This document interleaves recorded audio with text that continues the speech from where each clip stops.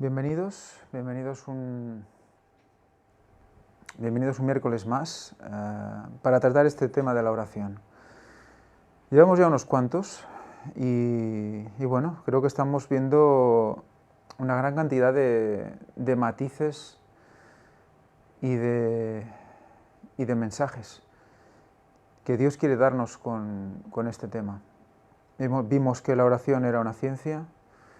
Vimos que también la oración era un misterio y que esto teníamos que ponerlo en estudio. Todo esto siempre con la ayuda del Espíritu Santo. Vamos a empezar con una oración.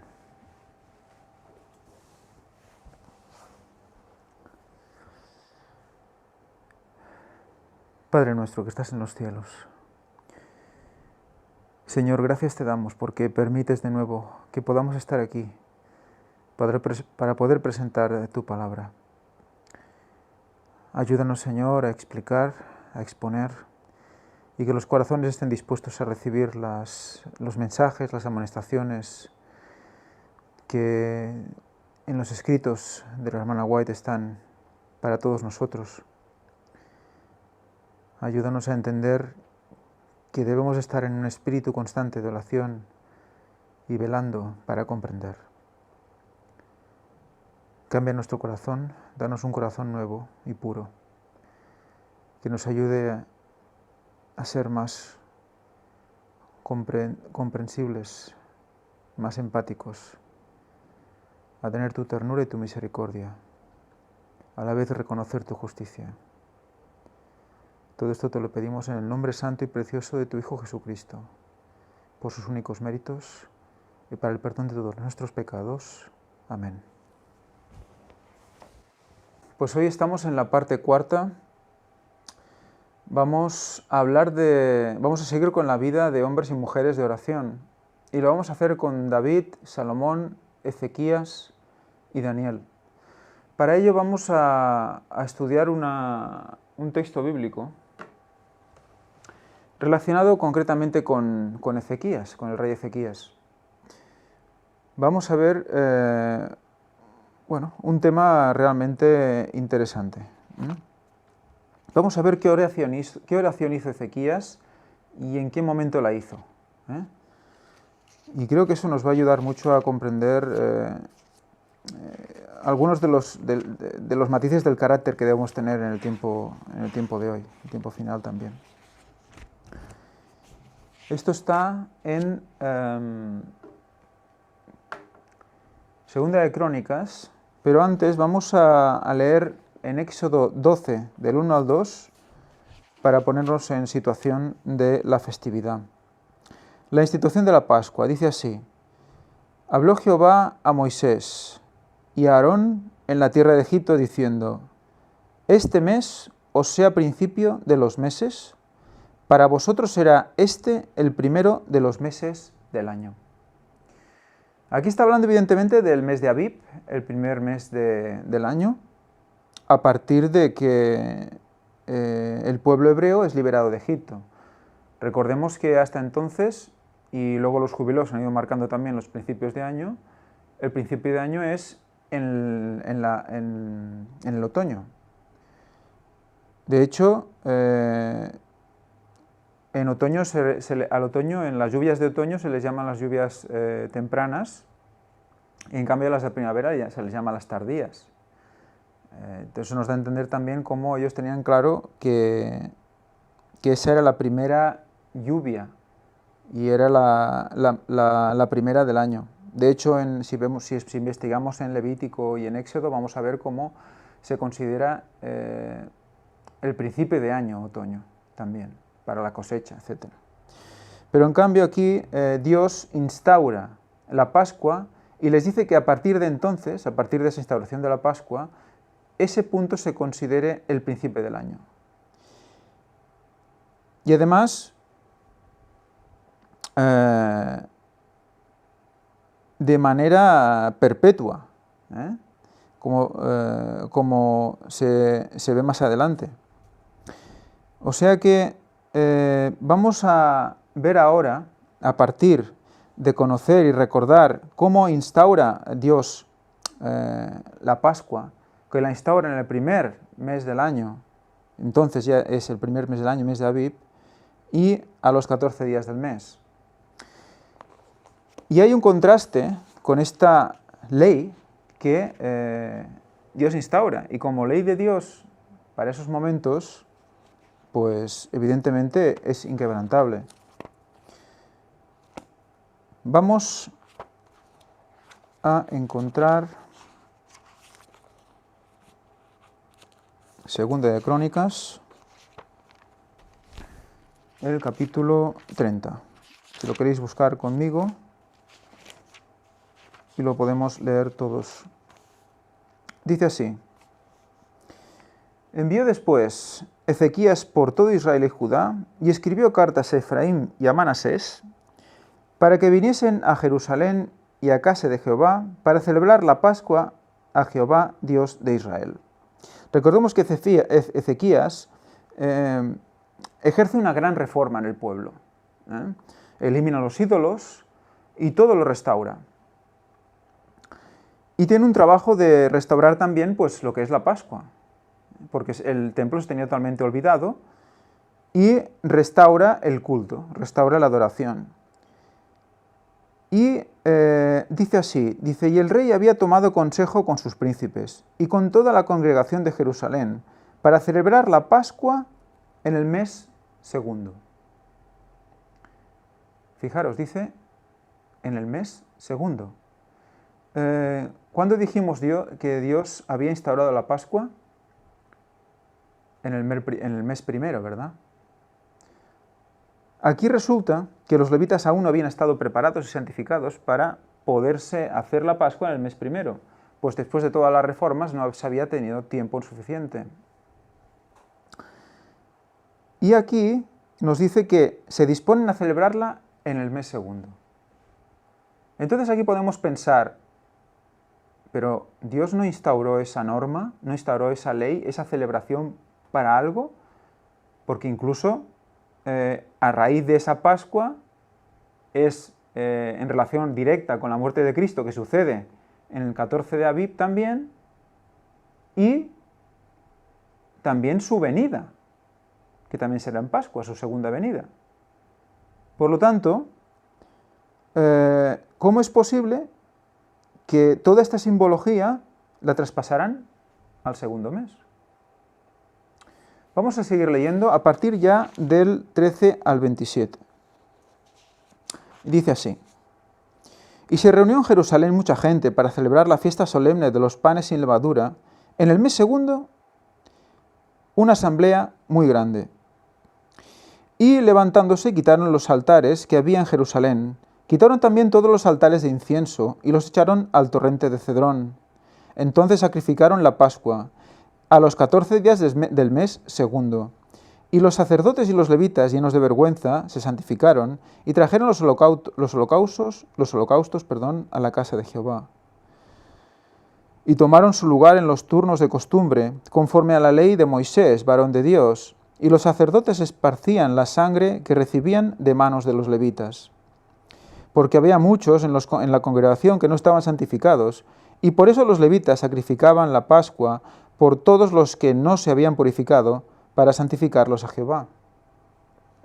Porque una gran multitud del pueblo de Efraín y Manasés y de Isaacar y Zabulón no se habían purificado y comieron la Pascua sin atenerse a lo prescrito. Mas Ezequías oró por ellos, diciendo: Jehová, que es bueno, sea propicio a todo aquel que ha preparado su corazón para buscar a Dios. Fijaros la cantidad de infracciones legales que se estaban cumpliendo en la celebración de esta Pascua.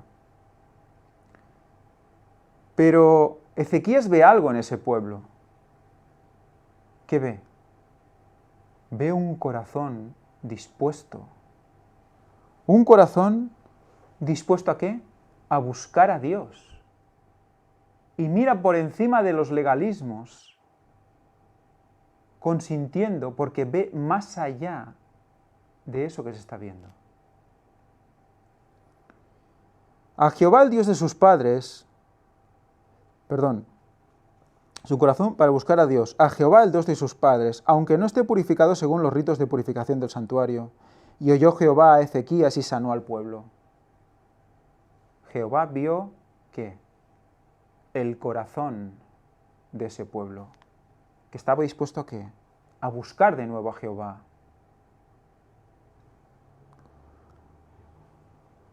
Así los hijos de Israel, que estaban en Jerusalén, celebraron la fiesta solemne de los panes sin levadura por 7 días con gran gozo, y glorificaban a Jehová todos los días los levitas y los sacerdotes, cantando con instrumentos resonantes a Jehová.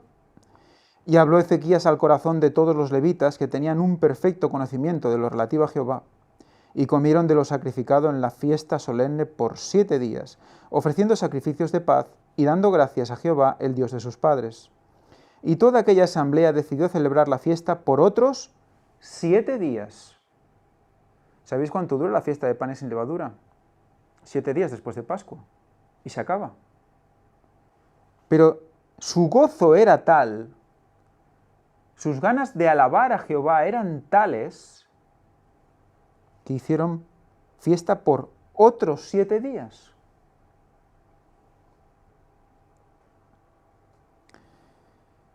Porque Ezequías, rey de Judá, había dado a la asamblea 1000 novillos y 7000 ovejas, y también los príncipes dieron al pueblo 1000 novillos y 10.000 ovejas, y muchos sacerdotes ya se habían santificado.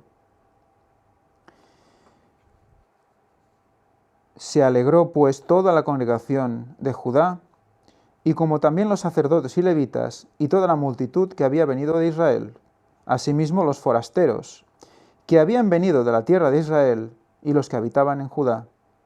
Hubo entonces gran regocijo en Jerusalén, porque desde los días de Salomón, hijo de David, rey de Israel, no había habido cosa semejante en Jerusalén.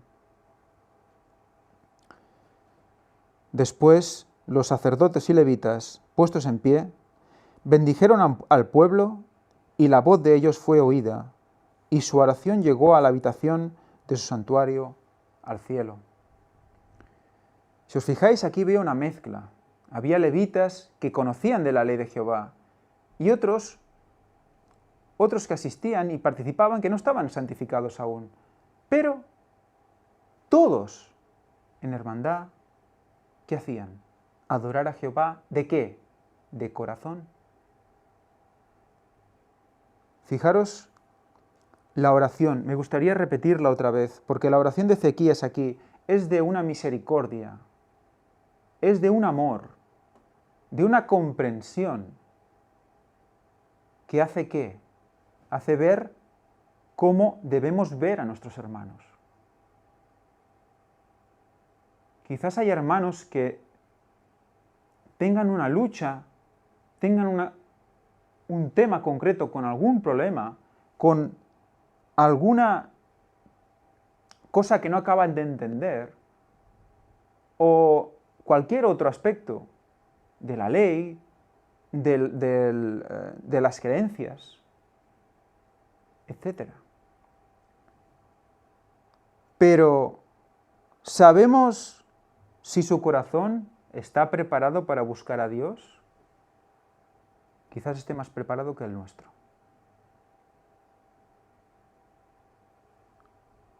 Por eso digo, veamos cómo Dios contempló y vio. Veamos cómo Dios ejerció su misericordia de aquellos en el que su corazón estaba dispuesto a buscarle. Por eso hoy en día, cuando antes de emitir un juicio sobre alguna acción de alguien, o incluso de nosotros exigirnos cosas, tenemos que ir con cuidado. Un ejemplo podría ser, yo por ejemplo, esta semana, en sábado, estuve a punto de coger el autobús para venir a congregarme, porque para que no pasara lo que dice la palabra de Dios, que no nos dejemos de congregar como algunos tienen por costumbre. La pregunta es la siguiente. ¿Mi corazón intentaba buscar a Dios? Solo Dios lo sabe, ¿verdad? ¿La intención era buena?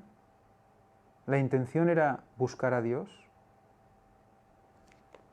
Porque fijaros cómo es algo parecido. Hay cosas, hay situaciones en las cuales nosotros no tenemos la capacidad de juzgar, ni siquiera en nuestra propia vida. Por eso debemos tener mucho cuidado. Fijaros, Jehová, que es bueno, sea propicio a todo aquel que ha preparado su corazón para buscar a Dios.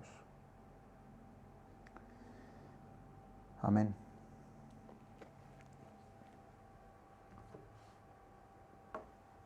Después de esto, de esta oración preciosa, en una situación difícil, vamos a proseguir. Y vamos a proseguir recordando esta frase. Orad en todo tiempo, es decir, estad siempre en el espíritu de oración, y entonces estaréis listos para la venida de vuestro Señor. Si nosotros estamos en comunión con Dios, Él nos mostrará estas cosas. Él nos dirá qué camino tomar. Porque conocer la ley es necesario, conocer las creencias es necesario, saber qué tenemos que hacer y qué no tenemos que hacer es necesario, pero también es necesario saber con qué corazón lo estamos haciendo.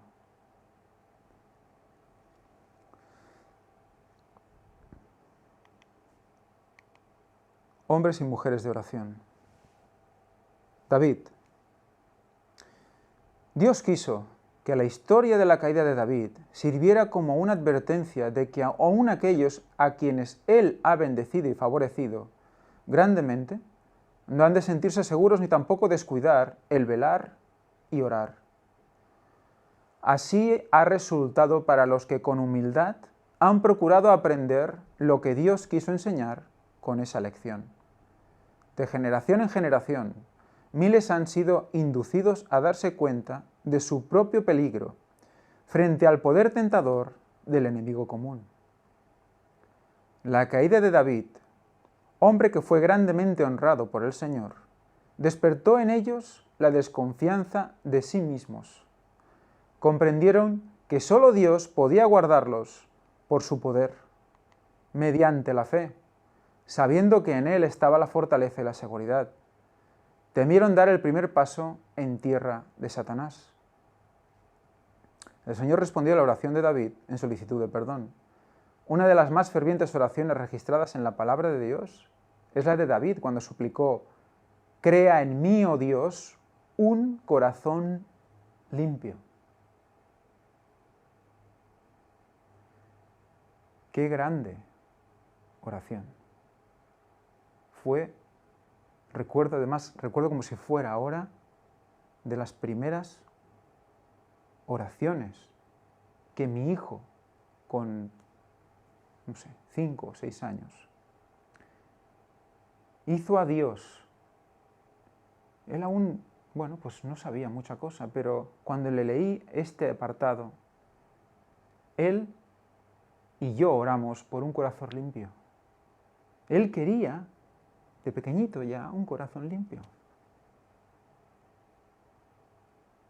Eso es lo que deberíamos todos buscar. Un corazón limpio. Y orar por un corazón limpio. ¿Quién nos da el corazón limpio? Dios. ¿Nosotros podemos tener un corazón limpio? ¿Por nosotros? No. Si guardamos toda la ley y el testimonio y el espíritu de profecía y seguimos a rajatabla,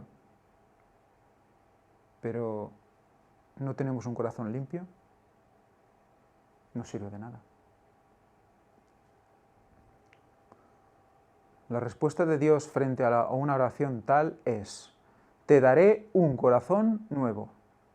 Esta es una obra que ningún hombre finito puede hacer. Fijaros, ningún hombre finito puede hacer. Por mucho que intentemos inculcar a alguien, esto es así, oye, que esto es así, no le vamos a dar un corazón nuevo. Al contrario, el nuestro va a permanecer viejo.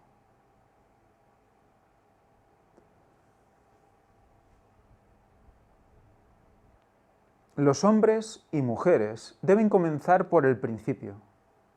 Buscar a Dios con sumo fervor en procura de una verdadera experiencia cristiana. Deben sentir el poder creador del Espíritu Santo. Deben recibir el nuevo corazón. Es decir, tienen que mantenerlo dócil y tierno por la gracia del cielo. ¿Cómo hay que mantenerlo? Dócil y tierno por la gracia del cielo. Por la gracia del cielo. Debe limpiarse el alma del espíritu egoísta. Deben trabajar fervientemente y con humildad de corazón, acudiendo cada uno a Jesús en busca de conducción y valor. Entonces el edificio, debidamente ensamblado, crecerá hasta ser un templo santo en el Señor. Vamos a pasar a la vida de Salomón, la oración de Salomón. En el principio de su reinado, Salomón oró así: Jehová, Dios mío, tú has puesto a mí tu siervo por rey en lugar de David, mi padre, y yo soy mozo pequeño que no sé cómo entrar ni salir. Salomón había sucedido a David, su padre, en el trono de Israel. Dios le honró muchísimo y sabemos que Salomón llegó a ser más tarde el mayor, el más rico y el más sabio de los reyes que se hayan sentado sobre un trono terrenal. En el principio de su reinado, por influencia del Espíritu Santo, Salomón comprendió la solemnidad de sus responsabilidades y, aunque rico en talentos y capacidades, admitió que sin el auxilio divino era tan incapaz frente a su tarea como un mozo pequeño. Jamás fue Salomón más rico y más sabio o más grande que cuando hizo a Dios esta confesión: yo soy mozo pequeño, que no sé cómo entrar ni salir. Dice que nunca jamás fue tan grande como en esta oración. ¿Recordamos la oración de Elías también? Esos 6 intentos en los cuales estuvo buscando en su interior hasta lo más profundo, porque no quería ni un pecado dentro de él. ¿Qué hizo al final? ¿Qué conclusión llegó en la 6ª? Yo soy nada, tú eres todo. Por aquí, está por ahí también, ¿verdad? Yo soy mozo, pequeño, que no sé cómo entrar ni salir. Humildad total. Y agradó delante de Jehová que Salomón pidiese esto, y díjole Dios: ¿por qué has demandado esto? Y no pediste para ti muchos días, ni pediste para ti riquezas, ni pediste la vida de tus enemigos, mas demandaste para ti inteligencia para oír juicio. He aquí lo he hecho conforme a tus palabras, he aquí que te he dado corazón sabio y entendido, tanto que no haya habido antes de ti otro como tú, ni después de ti se levantará otro como tú. Y aún también te he dado las cosas que no pediste, riquezas y gloria. Primero la voluntad de Dios, ¿verdad? Y las demás cosas serán añadidas. Tal que entre los hombres ninguno haya como tú en todos tus días. Ahora he aquí las condiciones. Había unas condiciones. Y si anduvieras en mis caminos, guardando mis estatutos y mis mandamientos, como anduvo David, tu padre, yo alargaré tus días. Sí, David, el anterior, el que tuvo que arrepentirse por haber enviado a la muerte al marido de su amante. Él. Pues resulta que David anduvo en los mandamientos. Yo alargaré tus días. ¿Somos conscientes de todo lo que estamos leyendo hoy? ¿Somos conscientes de la inmensa misericordia de Dios? ¿El inmenso amor de Dios? Nos olvidamos a veces de que somos colaboradores de Dios en la tierra. ¿Nos olvidamos a veces? Todos los que ocupan puestos de responsabilidad necesitan aprender la lección encerrada en la humilde oración de Salomón. Deben recordar siempre que un cargo no cambia el carácter del que lo desempeña, ni le hace infalible.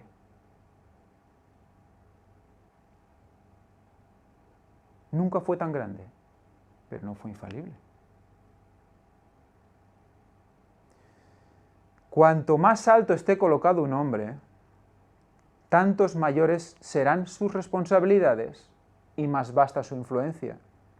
Tanto más necesitará comprender lo mucho que depende de la fuerza y sabiduría divinas y lo mucho que necesita cultivar un carácter santo y perfecto. ¿Cómo es que en el caso de Salomón, un carácter naturalmente osado, firme y resuelto, se torna débil y vacilante y se sacude como una caña en el viento ante el poder del tentador? ¿Cómo es que un viejo y torcido cedro del Líbano, un robusto roble de Basán, puede doblarse ante las ráfagas de la tentación? He aquí una lección para todos los que desean salvar sus almas, la de velar continuamente en oración.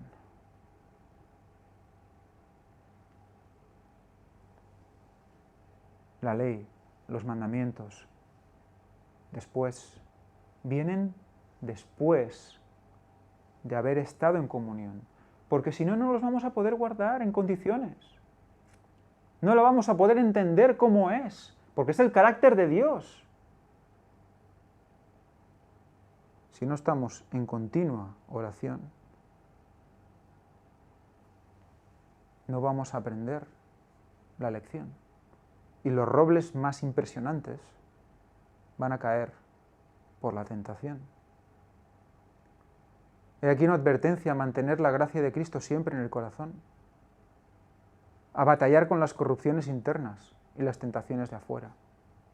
Fijaros, la gracia de Cristo siempre en el corazón. La gracia, el regalo, ahí. A batallar con las corrupciones internas y las tentaciones de afuera. Esa es la lucha. Esa es nuestra lucha. Y a veces no tenemos bastante con esa, tenemos que ir a la de los otros, ¿verdad?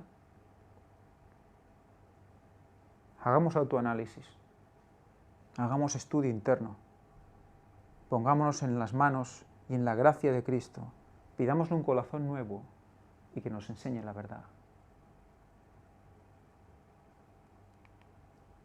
El mensaje enviado por el rey fue este. Hemos cambiado. Hemos acabado con Salomón y seguimos con Ezequías. Ezequías, el que acabamos de leer en el texto bíblico. El mensaje enviado por el rey fue este. Este día es día de angustia y reprensión y de blasfemia. Quizás oirá Jehová tu Dios todas las palabras de Rabsaces, al cual el rey de los asirios, su señor, ha enviado para injuriar al Dios vivo y a vituperar con palabras las cuales Jehová tu Dios ha oído. Por tanto, eleva oración por las reliquias que aún se hallan.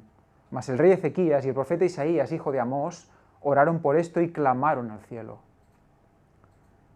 Dios contestó las oraciones de sus siervos. A Isaías se le comunicó este mensaje para Ezequías. Así ha dicho Jehová, no temas por las palabras que has oído, con las cuales me han blasfemado los siervos del rey de Asiria. He aquí pondré yo en él un espíritu, y oirá rumor, y volviérase a su tierra, y yo haré que en su tierra caiga a cuchillo. Ezequías oraba de acuerdo con la voluntad de Dios.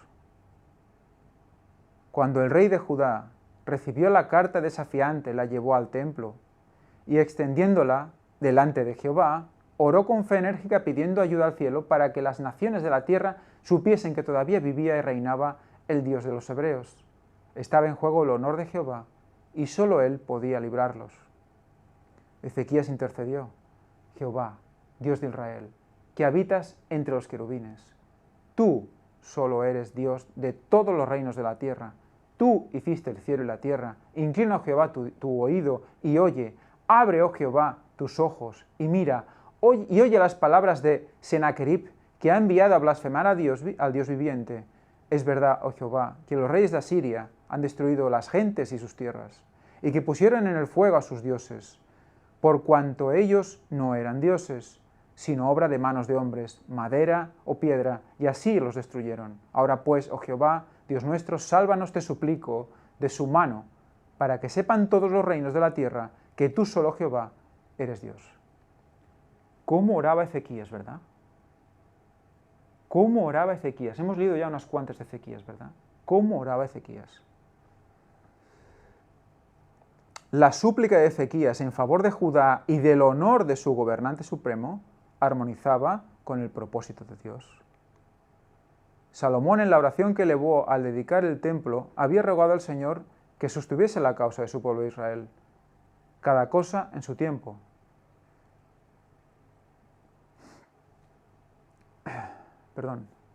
A fin de que todos los pueblos de la tierra sepan que Jehová es Dios y que no hay otro.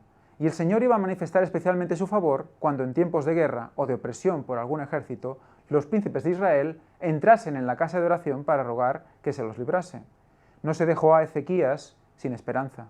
Isaías le mandó palabra diciendo: así ha dicho Jehová, Dios de Israel, lo que me rogaste acerca de Sennacherib, rey de Asiria, he oído. Fijaros, como ya había prometido a Salomón, que aquellos que entraran a rogar a Dios al templo los libraría. Y eso hicieron los subsiguientes.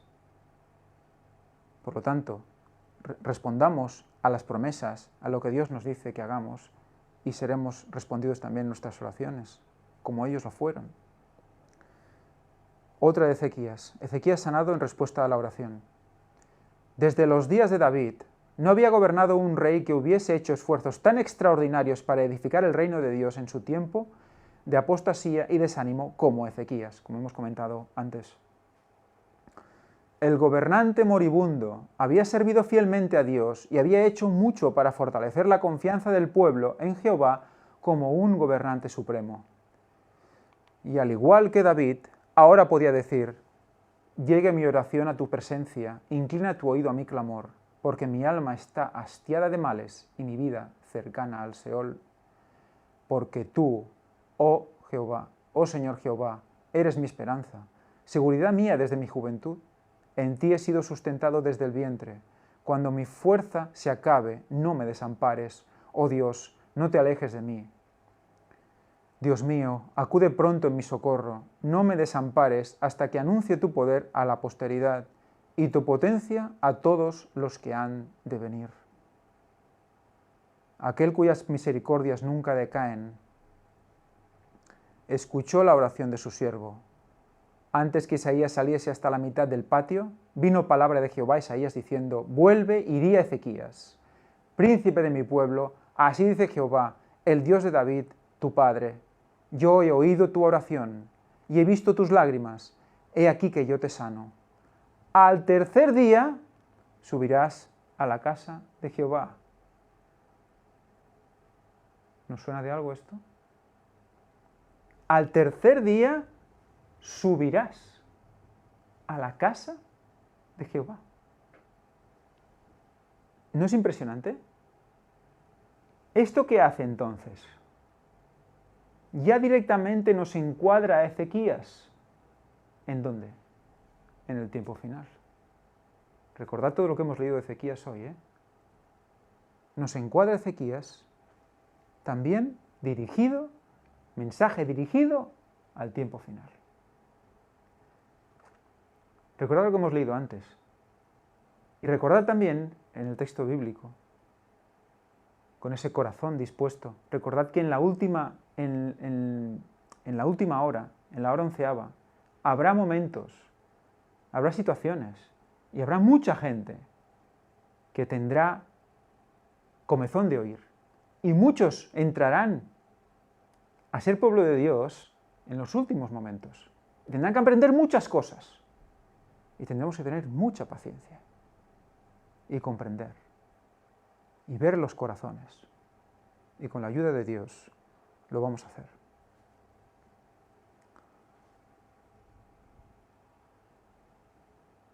Y añadiré a tus días 15 años, y te libraré a ti y a esta ciudad de mano del rey de Asiria, y ampararé esta ciudad por amor a mí mismo, y por amor a David, mi siervo. Bueno, 15 años también si nos ponemos 5 y 1, 6. Pero bueno, eso ya lo dejamos para otro momento. Muy bien, pues dejando Ezequías, vamos con Daniel. Daniel oró a Dios. Daniel, vamos a ver que va a dar para mucho. Va a ser el último personaje de hoy, pero es bastante largo. Porque Daniel tuvo su vida, tuvo mucha historia. Vamos a ver, Daniel oró a Dios sin ensalzarse a sí mismo ni pretender bondad alguna. Oye, Señor, oh Señor, perdona, presta oído, Señor, y haz, no pongas dilación, por amor a ti mismo, Dios mío. Esto es lo que Santiago llama la oración eficaz y ferviente. De Cristo se dice, estando en agonía oraba más intensamente.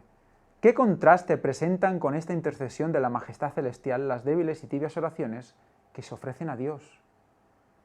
Muchos se conforman con el servicio de los labios, y pocos tienen un anhelo sincero, ferviente y afectuoso por Dios. Fijaros, ¿qué es lo que está diciendo? ¿Recordáis cuando leímos el Salmo 80 la semana pasada? ¿Recordáis cuando ese salmo, la ira de Dios iba contra el pueblo por sus oraciones? Nos está poniendo también aquí en el tiempo final. Muchos se conforman con el servicio de los labios y pocos tienen un anhelo sincero, ferviente y afectuoso por Dios. Pidámosle ese corazón nuevo para que pueda actuar en nosotros, para que realmente amemos a Dios, porque algunos quizás no lo estamos haciendo.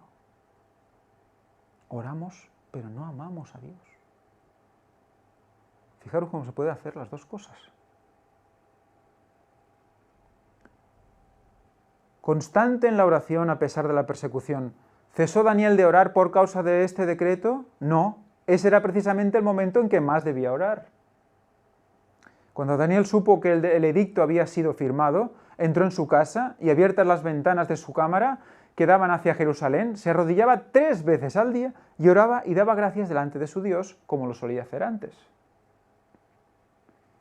Daniel no procuró esconder su lealtad a Dios, no oró en su corazón, sino que con su voz y en un tono alto, con sus ventanas abiertas hacia Jerusalén, ofreció sus peticiones al Señor.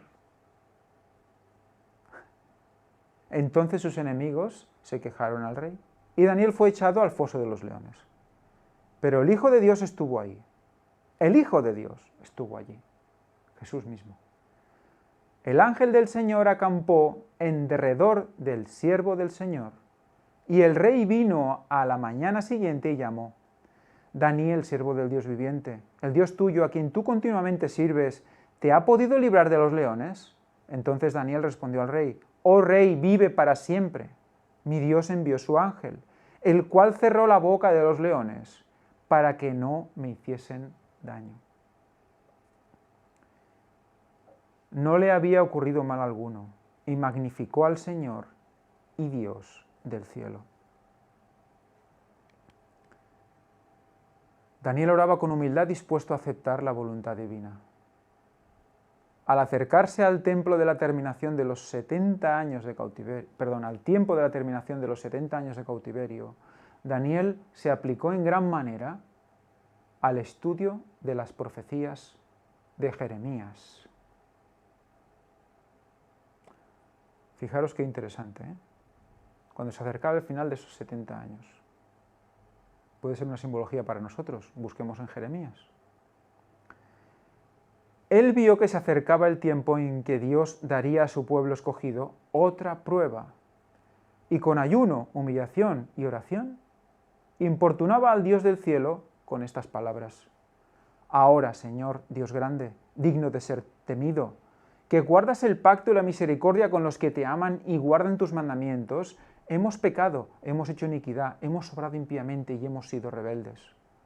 Y nos hemos apartado de tus mandamientos y de tus ordenanzas. No hemos obedecido a tus siervos los profetas, que en tu nombre hablaron a nuestros reyes, a nuestros príncipes, a nuestros padres y a todo el pueblo de la tierra. Daniel no proclama su propia fidelidad ante el Señor. En lugar de pretender ser puro y santo, este honrado profeta se identifica humildemente con el Israel verdaderamente pecaminoso. La sabiduría que Dios le había impartido era tan superior a la sabiduría de los grandes hombres del mundo, como la luz del sol que brilla en los cielos al mediodía es más brillante que la más débil estrella. Fijaros la diferencia entre Daniel y el resto. Y sin embargo, ponderad la oración que sale de los labios de este hombre tan altamente favorecido del cielo. Con profunda humillación, con lágrimas y una entrega de corazón, ruega por sí mismo y por su pueblo. Fijaros qué factor común hay en todas las oraciones que hemos visto hasta ahora, ¿eh? Oraban por ellos y por su pueblo. Oremos nosotros también por nuestro pueblo. Abre su alma delante de Dios, confesando su propia falta de mérito y reconociendo la grandeza y la majestad del Señor. Qué sinceridad y qué fervor caracterizaron su súplica. La mano de fe se halla extendida hacia arriba para asirse de las promesas del Altísimo que nunca fallan. Su alma lucha en agonía y tiene la evidencia de que su oración es escuchada. Cree que le oye. Sabe que la victoria le pertenece. Si como pueblo nosotros oráramos como Daniel, repito, si como pueblo nosotros oráramos como Daniel y lucháramos como él luchó, humillando nuestras almas delante de Dios, veríamos respuestas tan maravillosas a nuestras peticiones como las que le fueron concedidas a Daniel. Oíd cómo presenta su caso ante la corte del cielo. Inclina, oh Dios mío, tu oído y oye, abre tus ojos y mira nuestras desolaciones y la ciudad sobre la cual es invocado tu nombre, porque no elevamos nuestros ruegos ante ti confiados en nuestras justicias, sino en tus muchas misericordias. ¿Qué es lo que hemos estado diciendo hasta ahora? ¿En qué tiene confianza Daniel? En sus misericordias, en sus muchas misericordias. Porque ¿qué somos nosotros? Nada. ¿Qué es Él? Todo. Por lo tanto, ¿quién somos nosotros para exigir nada? Dice Ellen White que Cristo nunca pidió nada para sí mismo. En toda su vida, ni de niño, ni de joven adolescente, nunca pidió nada para sí mismo. Todo nos es dado por la misericordia de Dios. Todo. Oye, Señor. Oh, Señor, perdona. Presta oído, Señor, y haz. No tardes por amor de ti mismo, Dios mío, porque tu nombre es invocado sobre tu ciudad y sobre tu pueblo. El hombre de Dios estaba orando por la bendición del cielo sobre su pueblo y por un conocimiento más claro de la voluntad divina. Oraba por la bendición sobre su pueblo y por un conocimiento más claro de la voluntad divina. Fijaros, qué constancia, humildad constante, intercesión constante, trabajo constante. El hombre de Dios estaba orando por la bendición del cielo sobre su pueblo y por un conocimiento más claro de la voluntad divina. La preocupación de su corazón era con respecto a Israel, que no estaba, en el sentido más estricto de la palabra, guardando la ley de Dios. Reconoce que todas sus desgracias habían venido como consecuencia de sus transgresiones de la santa ley. Fijaros, él ve sufrimientos, ve que la ley es transgredida directamente, voluntariamente, y ora por ellos. No los da por perdidos. No dice, ¡buah! Mira, si están transgrediendo la ley, pues ya paso. No. Ora por ellos. Demanda la misericordia de Dios por ellos, para ellos.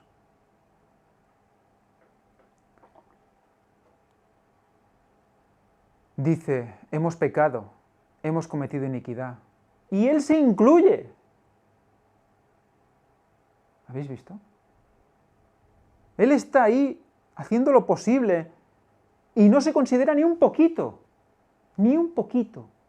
Él se incluye en el pueblo. Hemos pecado, hemos cometido iniquidad. Somos uno en Cristo Jesús. Porque a causa de nuestros pecados y por la maldad de nuestros padres, Jerusalén y tu pueblo son el oprobio de todos en derredor nuestro.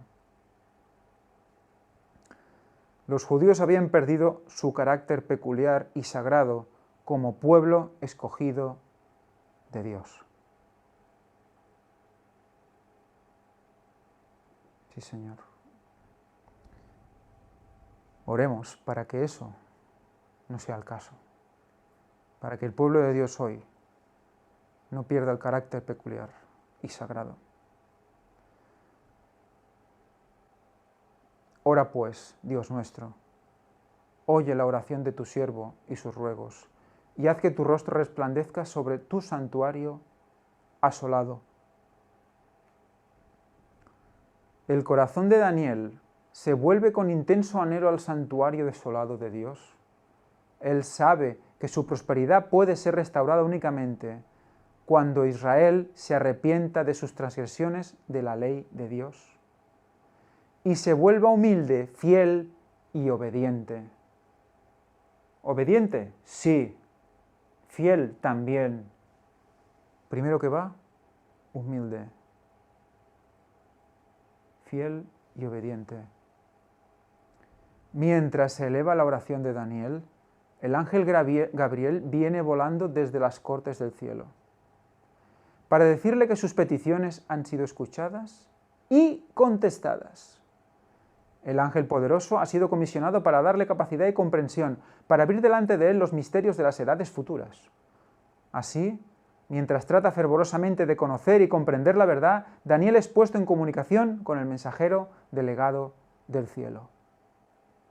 En respuesta a su petición, Daniel recibió no solamente la luz y la verdad que él y su pueblo necesitaban en gran manera, sino una visión de los grandes acontecimientos del futuro, hasta el advenimiento del Redentor del mundo. Fijaros, esto es muy interesante, porque acaba de decir hace un momento Elena de White que nosotros deberíamos de orar como él, ¿verdad? Que debería ser un ejemplo para nosotros. ¿Y qué visión recibió él? De los grandes acontecimientos del futuro, hasta el advenimiento del Redentor del mundo.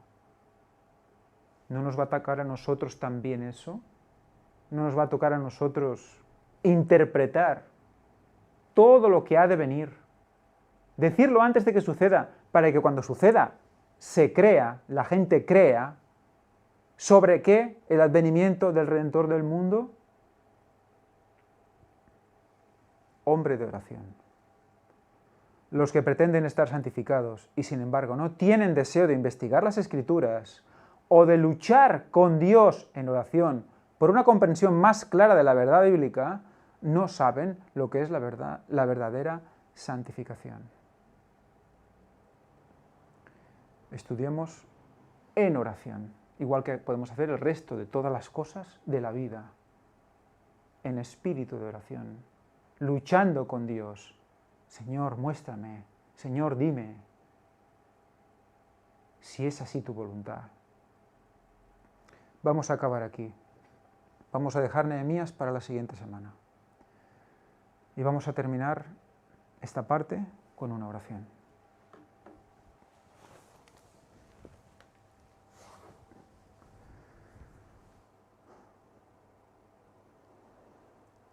Oh buen Dios y Padre Santo del cielo, yo te alabo.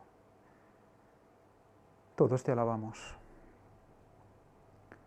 Ponemos nuestro corazón de hombre, nuestro corazón finito y corrupto a tu disposición. Señor, te pedimos un corazón nuevo, pues tú nos lo prometes. Ayúdanos a ver las cosas como tú las ves. Ayúdanos a identificar, Señor, el corazón dirigido. Ayúdanos a ver más allá de los formalismos. Ayúdanos a comprender la humanidad y a entender cada día más tu carácter. Señor, llénanos de misericordia y comprensión. Llénanos de paciencia. Solo tú puedes hacer eso en nosotros. Llamamos a tu Espíritu Santo, lo invocamos con todas nuestras fuerzas porque, Señor, es lo único, el único que puede guiarnos adecuadamente. Hay muchas cosas que hacer, hay mucha gente a la que llegar y no podemos perder el tiempo, Señor. Llévanos a ayudar y llévanos a autoexaminarnos de manera adecuada, hasta lo más profundo, Señor. Padre, te pedimos perdón por todos nuestros pecados. Te pedimos perdón porque hay muchos que incluso aún no hemos identificado. Señor, muéstranoslo y danos el poder para negarlo. Oh Padre, por los únicos méritos de tu Hijo Jesucristo y en tu santo y precioso nombre. Amén.